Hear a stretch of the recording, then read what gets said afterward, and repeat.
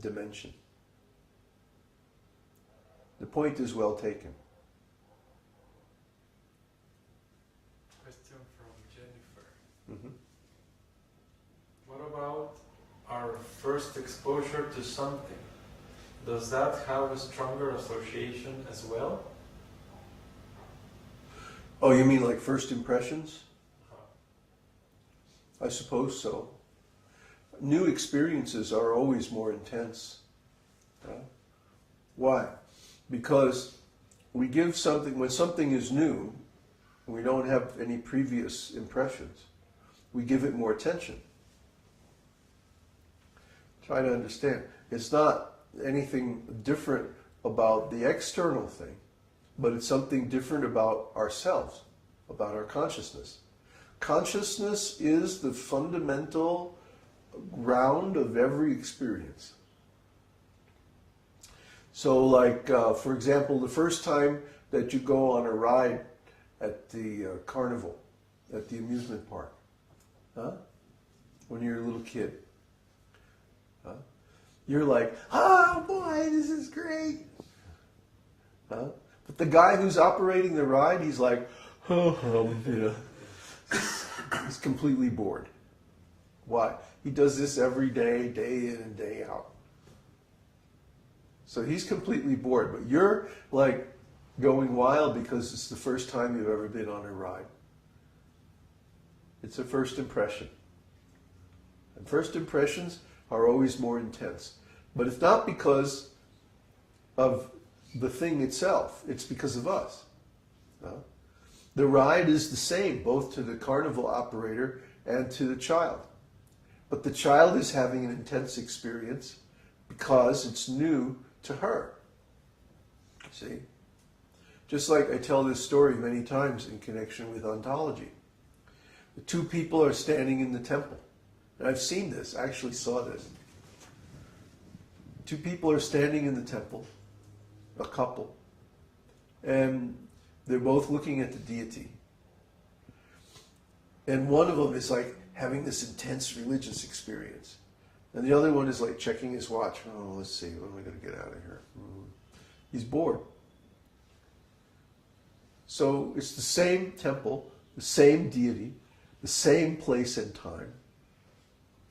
But these two people are having completely different experiences. Why? Because of their ontology. One, the lady who's having the intense experience, she's seeing Krishna in the deity.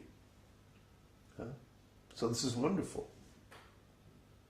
And then the guy, the boyfriend, he maybe doesn't have the faith. He doesn't have any faith. He's like, this is all mythology. He believes the whole nonsense lie. And so he's just indulging her from his point of view, So same with us. Like the first time we see Krishna, after a long time being separated, it's a huge thing. It's just like, it's the biggest thing that ever happened to us. Really, in millions and millions of years, or even millions of lifetimes. The first time. But then, after a while, being with Krishna becomes like normal. It's still wonderful and ecstatic and everything. But it's not the same as that first time that we see Krishna after such a long separation. But Krishna has his ways of keeping the experience fresh. Trust me. Anyway, does that answer your question?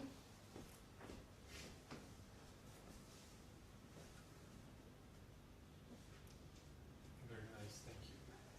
Question from Mike. Okay.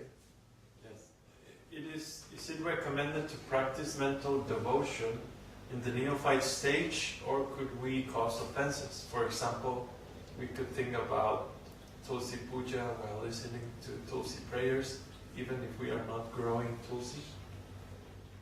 Yeah, you could do that. The problem in the neophyte stage is that we don't know the correct format. or for the practices. So there's a chance that we could accidentally do something wrong or offensive. You know, I mean, it's always nice to think about spiritual subjects. Don't get me wrong. But as far as doing manasa puja, mental puja, it's not recommended in the beginning. Well, for example, the story I told about the Brahmana who was meditating on devotional activities. He had done all these things before. Maybe he had served in a temple. Now, most Brahmins in India, at least for some time, they live in a temple and they do service on the altar for the deities. So they know about how to cook and how to arrange everything and how to do all of the rituals and, you know, how to make the offering and the mantras and the whole thing. There are hundreds and hundreds of rules that you have to know.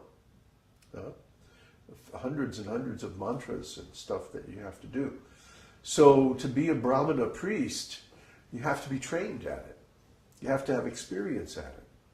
So the Sanodiya Brahmana in the story was remembering how to do all these rituals. Because it doesn't state anywhere in the story that he was, you know, reading in the scripture about all the different rules and stuff. He must have already known. And how would he know that unless he had some training or some experience? So he was remembering what he had been taught by his spiritual master, and he was simply doing that in his mind. Because his circumstances were such that he couldn't do it externally.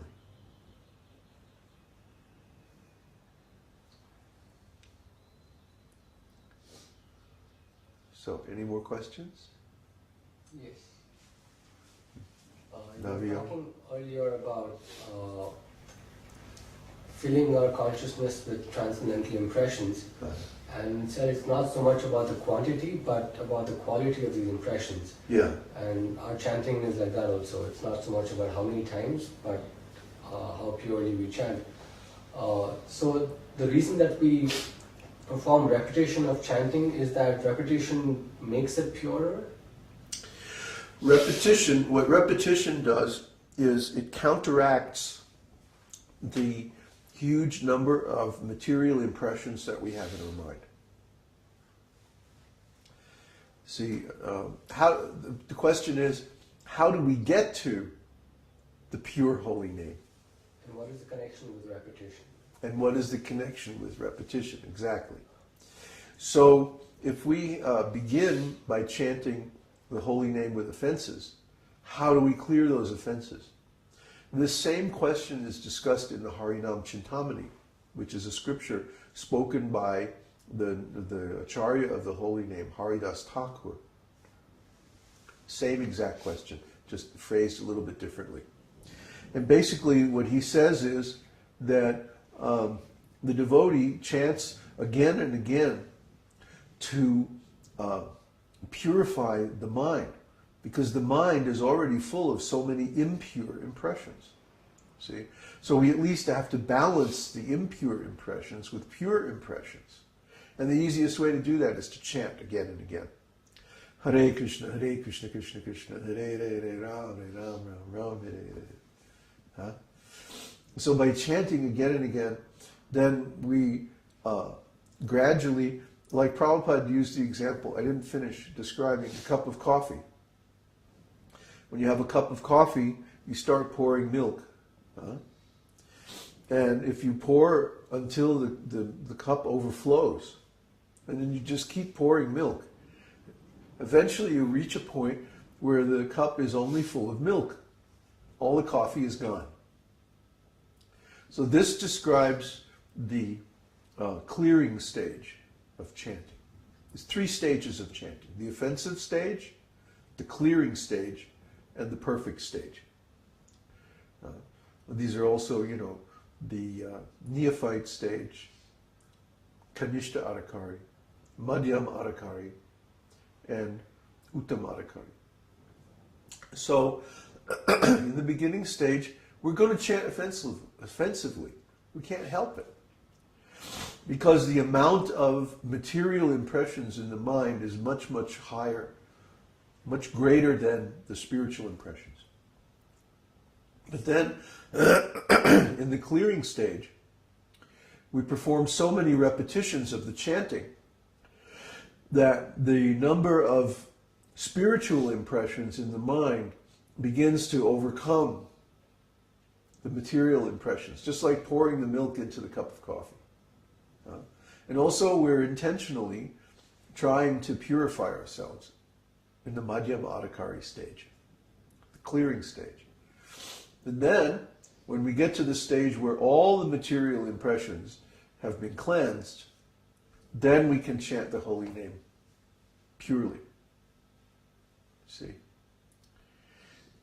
And it's a completely internal thing. It's not about are we pronouncing the name properly, or are we doing so many rules and regulations external